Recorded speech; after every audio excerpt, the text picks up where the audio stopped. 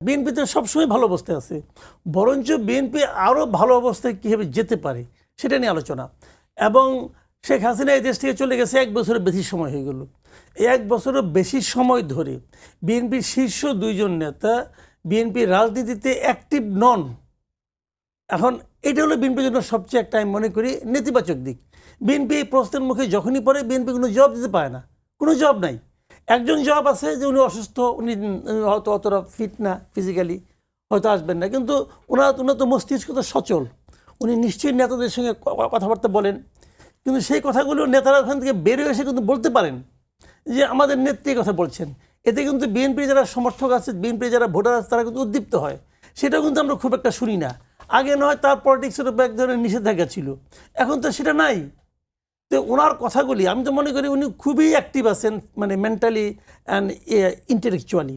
তো এক্ষেত্রে ওনার যারা নেতা ওনার সঙ্গে মাঝে মাঝে দেখা করতে যান, কিন্তু তো ওনার সঙ্গে তো আলাপ করতে পারেন, উনিদেরকে দিক নির্দেশনা দিতে পারেন এবং দিয়েও থাকেন বলে আমার ধারণা।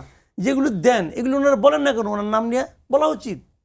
এরা কী পলিটিক্স করে আমি বুঝি না। সত্যি কথা বলতে আমার পাশে বিএনপি একজন লিডার আছেন, ওনাকে সহ আমি বলি, ওনারা যে কী পলিটিক্স করে এটা আমার কাছে মাঝে মাঝে বুঝি না। মানে ওনারা হয় কি জানেন, এক ধরনের ল্যাথার্জিক ব্যাপার স্যাপার ওনারা এসে পড়ছে।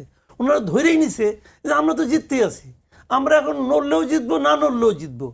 এটা ঠিক না। একটা পলিটিক্যাল পার্টি ভাইব্রেন্ট হওয়া উচিত। একটা পলিটিক্যাল পার্টি সবসময় সচল থাকবে।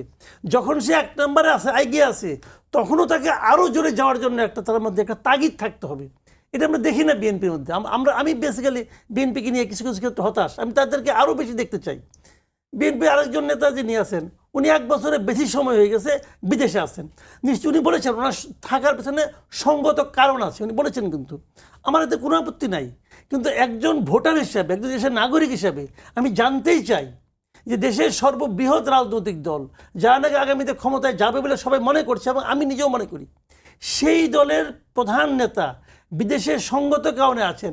সেই সঙ্গত কারণটা কি সেটা আমি কেন জানবো না? এটা জানার অধিকার আমার কাছে আছে। উনি ইংল্যান্ডে অনেকদিন ধরে আছেন। ইংল্যান্ডে কোনো লিডার যদি এই কথা বলতো ওনারা ছাড়তেন? মানে এই কথা জবাব দেন। সঙ্গত কারণটা কি? হয় উনি বলবেন অথবা ওনার পার্টি বলবে, কেউ বলে না। উনি সঙ্গত কথা বলছেন, আমাকে মেনে নিতে হবে। কেন ভাই আমি মানবো কেন? আমি মানবো না। আমি আপনাকে প্রশ্ন করবো যে সঙ্গত কারণটা কি? You have to explain. একটা সাধারণ মানুষের কাছে আপনাকে এক্সপ্লেইন করতে হবে, কারণ আমার স্যাটিসফ্যাকশনের একটা ব্যাপার আছে। আপনারা বলতে পারেন না, কেন বলতে পারেন না? এই প্রশ্ন করলে সবার চোখে মুখে এক ধরনের অসহায়ত্ব দেখি। কেন অসহায়ত্ব দেখবো? আমরা তো অসহায় লিডার দেখতে চাই না, আমরা ট্রান্সপারেন্ট লিডারশিপ চাই। এক্ষেত্রে আমি বিএনপির সমালোচনা করি।